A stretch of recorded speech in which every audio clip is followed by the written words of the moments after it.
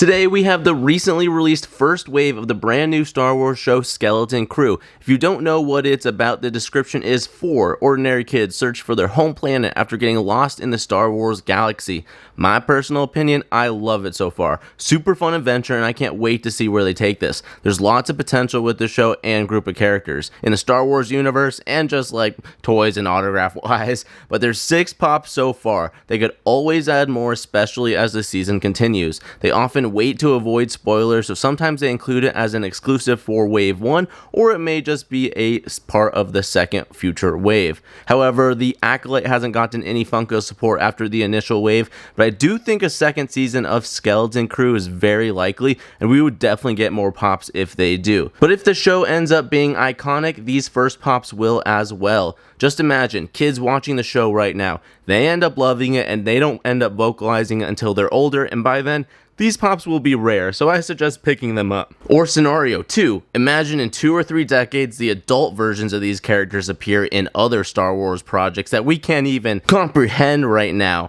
Everyone would want the first appearance pops, which would be these ones. But as of filming this video, we just got the first 2 episodes, so maybe I need to slow down. But we got a nice introduction to our main crew, and the Funko Shop exclusive Kh'ymm is supposed to make his first appearance in episode 3, so as of right now we don't know much about the character, but it's cool to get the pop released early. Although they are simple and not action pose heavy, for the first pops I think they did some good character selection, but it's hard to tell with only 2 episodes out. Perhaps we could easily have gotten some pirates, but they can easily save that for later. I think SM33 is the only character I think they could have included. He feels like a staple of the show, but maybe they will in the future, or perhaps something happens to him. I don't want to speculate too much. I won't even judge it until the first season is fully released, but it's a hefty first wave that could lead to autograph potential depending on the actors. Being so young, signing at conventions is definitely not a priority, but also being young, they have plenty of time to be invited to a celebration or just want to make money signing one day and meeting fans, something like that. Vivian Lyra Blair, who is young Leia in Obi-Wan Kenobi, is making bank at conventions, so the ball's in their court, but there is no rush, but maybe worth the pickup with the possibility of getting signed in the future, question mark? I'm not sure. Anyways, I'm happy with what they chose so far, so let's check them out individually. Starting with Pop 698 or Jod, played by the infamous Jude Law. Shout out casting for getting such an awesome actor. He's appeared in a lot of franchise stuff, including Yon-Rogg in Captain Marvel, as well as Dumbledore in Fantastic Beasts, or even Dr. Watson in the 2009 Robert Downey Jr. Sherlock Holmes. His resume is stacked. He's in a lot of great movies, including The Talented Mr. Ripley, Contagion, Enemy at the Gates, Closer, and he's also Hugo's dad in Scorsese's Hugo from 2011, I believe, but he really is a talented actor. But he plays our Force user in this show. Still waiting to learn more. They haven't specified if he's a Jedi or Sith or how he practices the Force, so I'm pretty eager to learn more. Any Force user in this time period brings a lot to the table, and the overall character choice and autograph potential makes this a huge win in my book. The details and textures on this set is very good, as you can see in the clothes right there around his head. You can see it in the picture, all the details on it, and then it does a very good job looking good in person. Like the cuffs on his jacket have a shine, same with the pockets. He's also the only one with a blaster. If you want to take a look at the image right here to get a little bit of a clearer view, it does look like a really solid pop. But I'm curious if he'll get a pop with a lightsaber or something in the future. We could probably answer that question by the end of the season. As of right now, though, I do not have that knowledge. And as you can see in the background, it is also just a simple orange background, and so it's like not too exciting, but I do love the colors and design of the box. It definitely like screams heavy Skeleton Crew vibes, and I love the logo. I'm pretty sure this is like a little bit of the older logo. They've updated it for sure a little bit. And of course he is a bobblehead like all of the Star Wars pops, because if you don't know, there's a licensing thing, and since they're not able to make official toys, they technically have to be bobbleheads, and that's a little bit story of why the Star Wars ones and some other lines have bobbleheads instead of just solid pops. The second pop is Pop 699 Whim, as a lot of the kid characters are upcoming actors. You may have seen them in a few appearances here and there, so I'll list a few options for each of them if you guys want to see more of them or want to keep an eye out for their future projects. Ravi Cabot-Conyers plays Kh'ymm, sorry if I mispronounced that, but he also appears as one of Rashida Jones' sons in #BlackAF, Antonio and Encanto, and he's also going to be appearing in a highly anticipated upcoming film, Grassland.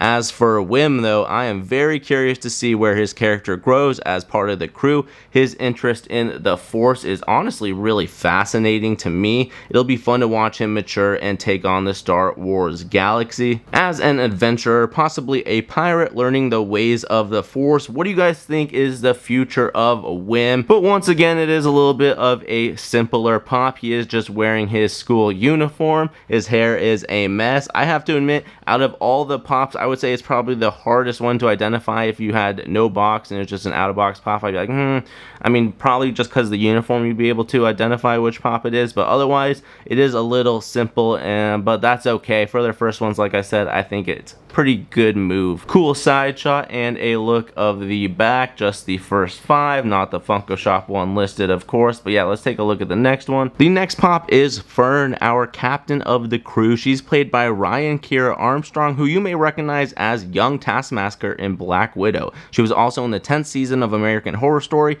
and with an E on Netflix. I believe she popped up in It Chapter 2 and also had a role in The Art of Racing in the Rain, but I personally haven't seen that one. As Dog Story right now is too soon for me. Can't do sad doggo movies still, but she also starred alongside Zac Efron in Firestarter, so she's done super well, and as the new captain for the skeleton crew, I'm excited to see how she runs the ship and evolves throughout the show. I love the details of her jacket, and the pop is surprisingly identifiable to me, I feel like. Just like looking at her in the show, this looks, I mean, it just looks a little bit more like the character than the Kh'ymm pop in my opinion. So a little bit more identifiable, but she is also, if you want to notice, in her right hand holding the yellow flashlight from episode 1 when they first enter the ship. At first I was like, is that a lightsaber hilt? Because that feels really spoiler, but no, it's pretty positive it is the yellow flashlight. They all had them because it was dark out, obviously. I would just say that the flashlight just makes this pop a little more scene specific,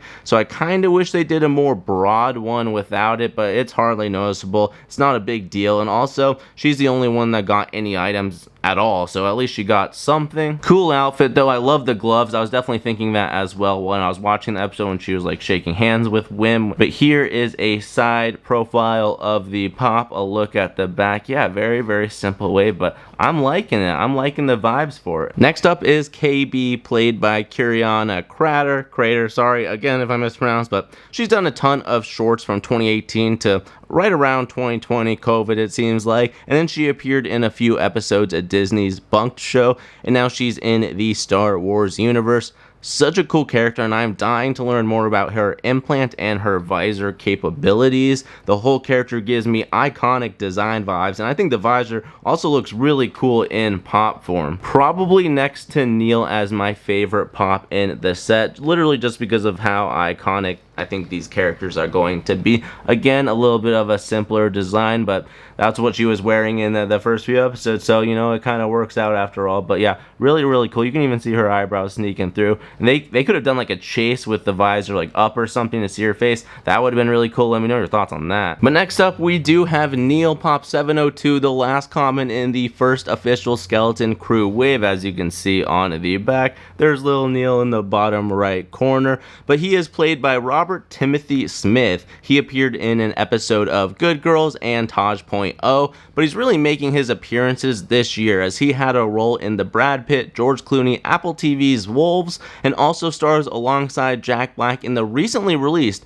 Dear Santa on Paramount Plus. But Neel, man, I love Neel. Neel is definitely the character that brings the strong Goonie vibes. Shy and innocent, but gets sucked into the journey. He's a fun addition for the crew. And Christopher Ford has come out and said that he is not an ortolan, which is Max Rebo's species. So I feel like there's a lot to learn about Neel, just his species in general, and the journey of the character and how he lays his imprint on the Star Wars universe. But for now, he's adorable and fun, and this pop reflects that. His little droopy ears and his shy hands. This pop also perfectly reflects his personality, and I love it. Let me know your favorite pop out of the main crew. I mean, for me, yeah, it's gotta be Neel. Maybe it's just the design of Neel as well. I could tell a mile away he was gonna probably be my favorite. Oh yeah, here's a look at the bottom if you guys are really curious. And the last pop of the first wave so far is also the first exclusive for Skeleton Crews, and that goes to the Funko Shop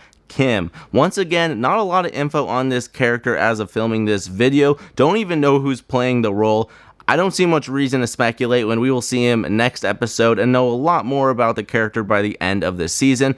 Once again though, the textures on this pop are unreal. You can see it on the image, but then when you look really close at his face, he gives total owl vibes, and he looks awesome with his cape, and he also has an implant just like KB, which is kind of interesting. I guess it's not like visor, but maybe it'll turn into one. I don't know. Again, no point in speculating.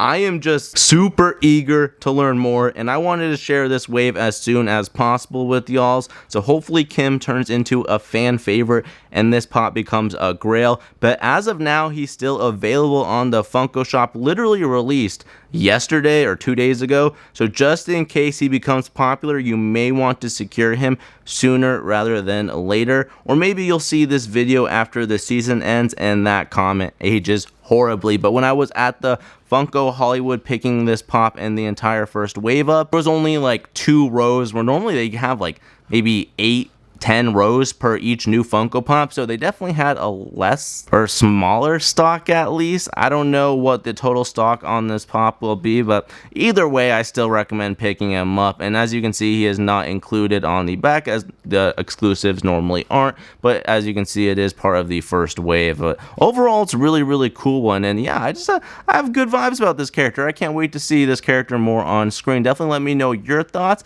and let me know your thoughts of them releasing it a little bit earlier than, well, the episode that he debuts in. Hopefully I'm even saying the name right, but that's Kh'ymm. But that does sum up this first wave. Out of 10, I would rate it somewhere around an 8-ish. I love the character selection, and I personally don't mind simple pops for a character's first pop. I really do hope we get more pops in the future, and if the story is really adventure pirate heavy, there's a lot of new and old characters that can eventually be introduced. We know this story will eventually cross paths with the Mandalorian and Ahsoka in this timeline, as Filoni has stated they are building up to a big event for this era of Star Wars. So maybe we'll see their characters for pops in those shows. Lots of potential for Skeleton Crew all across the board. Story, merchandise, spin-offs. Who knows, but definitely give it a watch. You don't need any previous Star Wars knowledge to enjoy, even though I do highly recommend watching the entire franchise, in release order by the way. But it's the best way to understand Star Wars. But if you want to watch it as an entry to the galaxy, it seems like one of the only Star Wars pieces of content that you could enjoy without knowledge due to it, mainly being its own contained adventure. Anyways, enough talking. Definitely let me know which pop is your favorite out of this first wave. Which characters do you think that they should have made or will make in the future? And how are you guys enjoying the show so far? Let me know in the comments. I am dying to talk Skeleton Crew, but check out my most recent Funko Pop Collection video for the first complete wave for Chainsaw Man. You can check out my playlist in the description for a growing collection of a variety of Funko waves, including some other Star Wars waves, like the first wave for Obi-Wan Kenobi and Ahsoka, which I will be doing wave 2 and 3 very soon. And the Acolyte also coming soon. Exciting stuff coming up, so stay tuned. But for now, have a fantastic rest of your day, my friends. I'll see you in the next one. Bye!